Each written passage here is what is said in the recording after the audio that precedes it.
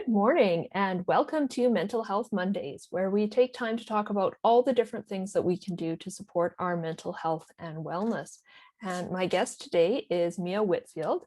Mia is a professional singer, entrepreneur, vocal coach, and artist mentor. Welcome, Mia. Hi, Jenna. Thanks for having me. Oh, it's great to have you here. We've been talking about this for a while, and I'm excited that we finally set it up because a while back you sent out an email that I got about how singing supports mental health. So I've been curious since then to hear more about it.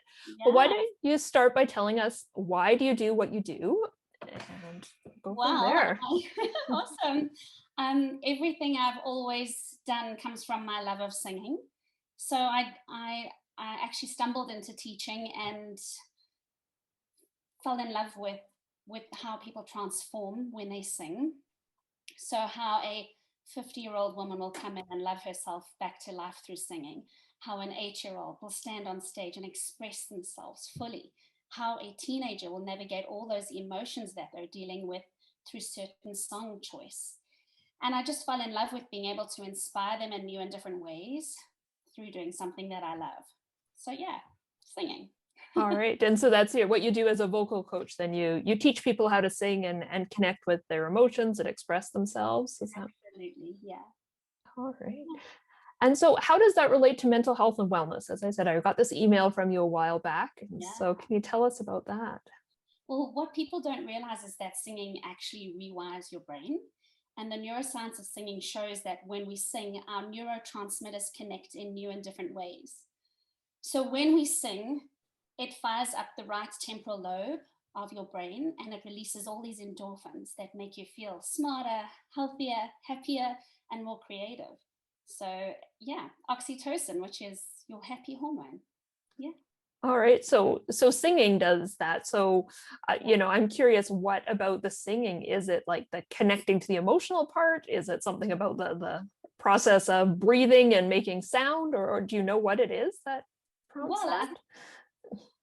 I think it's in general all the steps that it takes to all the moving parts that singing is about, which is so if you think about singing as a whole, diaphragmatic breathing is the base of Mhm. of how you learn to sing, because when you sing your vocal cords vibrate causing sound. So what actually controls the notes you sing is your breath, and what it does is it just regulates your breath flow.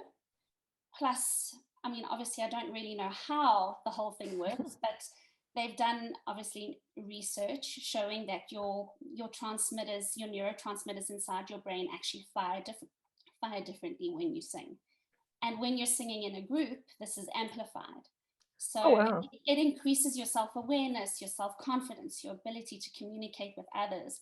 And it's just such a lovely form of expression for especially for everybody actually. And it decreases your stress levels as well. It actually lowers your cortisol, which is your stress hormone in your body. So I think it just has such enormous benefits. Yeah. Yeah. I'm such a fan of it. I've seen what it does to everybody that I've told. Can you share an example or a story of someone and how singing has changed them or helped Oh them? yeah, absolutely. I had a lady who came for lessons. She just turned 50 and she'd always wanted to learn how to sing. And she just never had the time. She was always running around her children, and finally they'd obviously left the nest and she now had some time on her hands, so she came for lessons. And it just made me realize that as women and as moms, we have so many jobs and we forget about ourselves. And I just saw the transformation she went through from the time she started singing to the time she ended up. Well, obviously I moved countries. This was someone I taught in South Africa. So she's I can't even explain it. She started caring for herself more. She started just putting herself back on the list, making time for herself, rediscovering who she was, and and she just found this new love of song. So yeah, that's one example. Another example is I taught a little girl who had extreme anxiety and was on the spectrum. And singing just really helped her calm and express herself in ways that she wasn't able to through speech. So yeah, there's just so many enormous benefits to singing. Yeah, great examples. And I like how you talk about how singing in a group amplifies that, because I think it does. It must create, well, I sang in elementary school choir, but then I sang in choir in university as well. And yeah, being part of something and feeling like you're part of something bigger, community, or that you're contributing to this whole piece, right? Everybody has their part, but it must really amplify that sense of belonging and connection. Absolutely, yeah, and your ability to communicate with others, and also the group setting with singing, you're part of a team. And I always say my motto in life is teamwork makes the dream work. That's great. That's a good motto. Right. So what are you doing right now? Because I know that with COVID, singing is one of the things that's like definitely not allowed, singing with other people. So how are you doing that online? I'm curious. Well, we've been doing it online. It is a struggle with our younger students because they really feed off the personal connection. And I think it's very important for them when they're little like that. But we've had to go online and do what we have to do, right? So some have put a hold on their lessons and some have stayed. So yeah, it's been quite an interesting time. But I'm excited to get back to life as we know it. I'm sure everybody is. But you can still teach people and show them how to sing online, is what you're telling me. Absolutely. I actually have students in Miami, in Australia, in the UK, in South Africa, and here, even Edmonton. So I teach all over. Okay. So can you share something that people can use, a tool or strategy that they can use? Maybe people who aren't singing or taking singing lessons, but maybe can still benefit from this. Is this like you sing in the shower, or are there other ways to use the benefits of singing? Yeah, we can. Other ways for sure. I'll give you what we can do is a diaphragmatic breathing warm-up, which is really great because it increases your oxygenation in your bloodstream. So you breathe in through an imaginary straw, and you hold it for 4 counts, and then you breathe out on an S for 10 counts. For 10 counts. For 10 counts. Okay. And you can try and have a little competition with yourself and see how long you can time your out breath. Because in singing, your out breath is what carries your out note. Right. And I've heard from breathing and such as well, the out breath is what's grounding and calming. So people who have anxiety, my yoga instructor, and I've heard it from other people as well, always said, focus on the breathing out if you're anxious, because that will ground you. And if you're depressed or your mood is low, focus on the in breath, because that's the oxygenation, right? That's the energy and the uplifting piece. So you can see how that would be grounding. Yeah. I actually wanted to read you something from our Sing It syllabus. It says, for most people, the diaphragm doesn't move as much as it should. So when we train the muscles around it, we open up the body and allow for the full release of the diaphragm. And this takes time. But the diaphragm, what can diaphragmatic breathing do for your voice? It relaxes your throat. It reduces nasality in your tone. It blends your registers. It improves resonance. It protects your voice, and it widens your vocal range. But other than that, diaphragmatic breathing is just all around so much better for your health. Yes, because you get more oxygen, and one of the signs of being under stress or in that fight or flight is we breathe out of our chest, right? And so we're not getting as much oxygen, so our body breathes faster and heavier to try and compensate. So training ourselves to do the diaphragmatic breathing would definitely be a strength there. Right. And another one is your lip trill. So the lip trill is all around great for helping with steady breath flow in the voice. And it's just really healthy for your vocal cords. So I'm trying to explain how you would do a lip trill, but it's like when you were a kid and you used to play motorbike. Brum, brum, brum. that is a lip trill. And the whole idea is that when you're cooking, you can do this exercise and really just challenge yourself to try and go louder and soft. So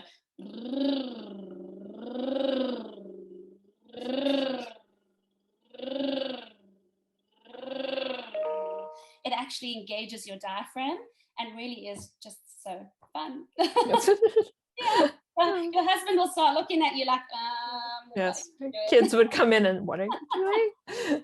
Mom's crazy, something weird again. And I bet that's good also, like we hold a lot of tension in our jaw and throat and neck as well. So I think it would probably help to release some of that too. Yeah. Oh, interesting stuff. Wow.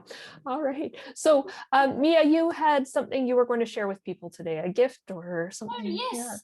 Well, Tell me about. I have a book that I have written. It is Mhm. called, can you see it? Yes, sing and be inspired. Yeah. And it is Sing Your Way to a Happier You in 5 Easy Steps. And it's just a lifestyle book. It's an easy read. It's actually a coffee table book. So it's got some nice pictures inside of it.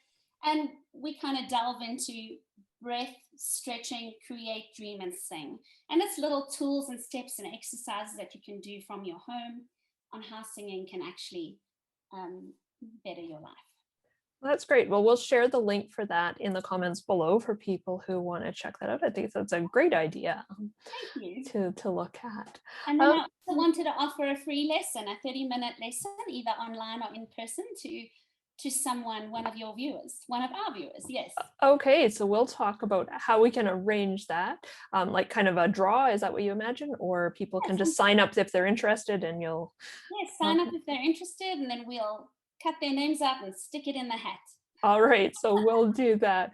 Let's say these go out on Monday, so by the end of the week, you'll have the first 5 days, and I'll make sure the dates in the comments so people know the deadline to sign up for that. But that sounds great. So where are you for people who might be interested in in-person lessons or singing? I am in Southeast Calgary.